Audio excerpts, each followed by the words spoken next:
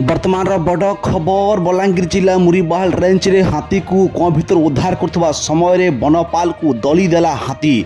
वर्तमान एक्सक्लूसिव खबर लोकल खबर स्क्रीन माध्यम रे आपण देखुचंती। बलांगीर जिला मुरीबाहाल रेंज गुड़ीघाट सेक्शन बिजामाल गाँव रे एक कुआ भीतर हाथी पड़ता। एने स्थानीय लोक वन विभाग को खबर देते।